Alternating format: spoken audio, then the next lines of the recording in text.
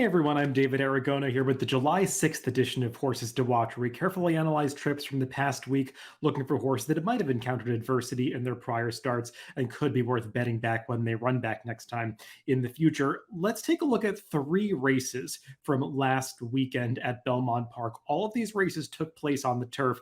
The first two are going to be very similar trips, horses that got off to poor starts. Then we'll talk at the end about a horse that got into a little bit of stretch traffic. But let's begin with the race from last Friday, July 1st, the fourth race on this card. Starter allowance 50,000, going a mile and a 16th on the inner turf course. Let's break these runners from the gate and focus on the number 5, Catch That Party, who you'll see breaking just a little bit slowly there, just kind of hopped a little bit at the start and winds up at the back of the pack. I think I misspoke. This race is actually on the Widener turf course with the rails down last week. And something you did want to note when the rails were down is that inside position usually is pretty good on these courses. And you could see Catch That Party just winds up all the way at the back of the pack. Now, this horse is a closer. He's actually coming off a little bit of a layoff here, making his first start off the claim for trainer Mike Maker and owner Michael Dubb.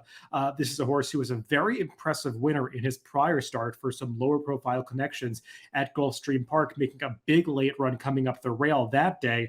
Not able to work out a similar trip here because got off to that slow start and just is out of position for most of this journey. Like I said, he's a closer, but he doesn't have to be that far back in the early going. And Joel Rosario, his rider, is trying to do the right thing. He's gradually advancing down the backstretch to try to get this horse into some better position, but he just has to make this move over such a long stretch of ground that he's going to flatten out a little bit by the time they get to the top of the stretch of this race. Like I was saying, you did generally want to save ground on this course last week, and the eventual winner of this race, you'll note, is the number 1A, Ricochet, who is saving ground, riding that hedge all the way until they get into the stretch. And you could see the number 5, Catch That Party, in those yellow silks with the pink cap, just swinging widest of all coming into the stretch, even losing a little bit more ground there as he's not able to corner that well. And you could see he's really lengthening his stride and trying to finish well as they come through the stretch here. But this race did not feature the fastest early pace, a little bit on the slow side. So there's not a whole lot of changing of position as they come through to the wire. The only horse that's really making up significant ground is that gray runner, Catch That Party, who just misses getting up for third at the wire. I think he ran better than that result would indicate. Probably would have won this race if he'd gotten off to a clean start. And this is the kind of horse that I could see running a lot better second off the claim and second off the layoff next time out at Saratoga. Let's move on to a race from the Saturday, July 2nd card at Belmont. This was actually the finale on this day, race 10, an allowance nominators of one other than going a mile on the same course, the Widener turf course. And it's a very similar kind of trip that I want to highlight. Let's break these horses from the gate. I want to focus on the number 4, Shoddy, who you can see just breaks towards the back of the pack. And right there, right as maybe 5 strides out of the starting gate, he clips heels with a runner just to his inside. And you could see that makes him completely lose the starting momentum that he was coming out of the gate with. And he winds up far behind this field in the early going. He's off the screen right now, but he was a good 4 lengths behind the second to last horse moving down the backstretch. And that's just not where you wanted to be over a course where you wanted to save some ground and generally wanted to be a little bit forwardly placed. And the eventual winner of this race is the number 3, Jerry the Nipper, who was on the rail and on the lead for most of the way. And you could see Shoddy just completely out of position here. He will eventually come back into the picture as they move around the far turn.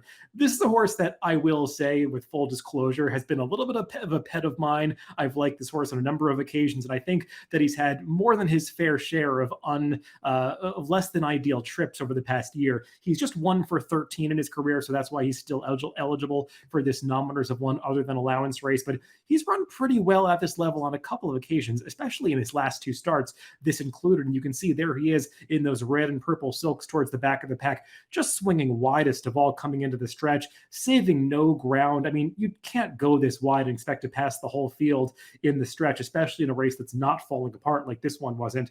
And he actually does make up some ground in the lane to pass half the field, but just can't do much better than that. This is a better performance than it looks, as was his race just prior to this, when he was second over this same distance, closing to be second that day after getting a little bit steadied in the early going. This is a horse that I think is in better form now that he's come back for his 4-year-old season for Jorge Abreu, and we'll see if he can work out a luckier trip at Saratoga next time at this same level. But I just think this is a horse that's a little bit dirtied up and could do better when he comes back at this N1X condition at Saratoga next time. Let's finish things up with a race from the Monday, 4th of July card at Belmont Park. This is race 7. It's an optional claiming 62,500, non-winners of 2 other than the allowance condition, going 6 furlongs on the turf course. Let's break these runners from the gate for this turf sprint, and I'm going to focus on the number 4, Fauci.